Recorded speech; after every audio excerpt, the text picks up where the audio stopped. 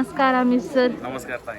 काय म्हणता, काय आज मैदानाची हाल हवा काय काय नाही आलं देवापाशी आपल्या देवापाशी सर्वांचं प्रेम तुमचं काय पण म्हणा बरं का, बाकासूरचं तुमचं नातं एक लय वेगळं आहे खरं. म्हणजे तुम्हाला काय असं एकदम असं बाकासूरला जेव्हा बघता तेव्हा काय वाटतं असं एकदम? आहे. माझा देवच आहे ते का तर जे मी कधी विचार पण केला नव्हता. हा देव मला घरापत्र बोलवलं म्हणून आणि मंदिरात माझं दर्शन झालं. हा हीच मी भाग्यवान आहे. ह्या देवाला कधीच मला माझ्या आयुष्यात हा. मी कधीच मध्ये जोपर्यंत मी आयुष्यात आहे तोपर्यंत मी कधीच देवाची कधीच साथ सोडू शकत नाही. आणि आजकाल जसं कसं नाही का, बकासूर म्हणलं की जर बकासूरचं जर कोण म्हणजे भक्त म्हणा किंवा काय म्हणलं तर तुमचं नाव हे सगळ्यात आधी येतं. त्या बाबतीत तुमचं काय म्हणणं आहे? त्याच्यामुळे मला महाराष्ट्रानं प्रेम दिलंय.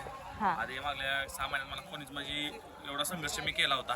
हा आणि मी कुठल्या नंदीला म्हणजे सर्व नंदी घेऊन चालत राहिलो. हा त्यात मला एक विठ्ठल भेटला. हा विठ्ठलानं मला मंदिरापत्र बोलला. हा. हे सर्वांच्या आशीर्वादाने मी तिथं पोहोचलो. हे सर्वांचं आणि तुमचं खरं म्हणलं तर खरोखर म्हणलं तर आहे तुम्ही एक खरोखर म्हणजे रेसच्या मधून तुमच्या बघत असतात अख्खा महाराष्ट्र. हा. खरोखर तुम्ही तुम्हाला प्रेम येते खरोखर अख्खा महाराष्ट्रानं आपल्याला प्रेम दिलेलं आहे हे सांगतो. धन्यवाद दादा, तुम्ही असंच सपोर्ट करा आणि तुम्ही खूप अजून वरती जाल ही आमच्या सगळ्यांची तुमच्यासाठी इच्छा असेल. धन्यवाद. धन्यवाद.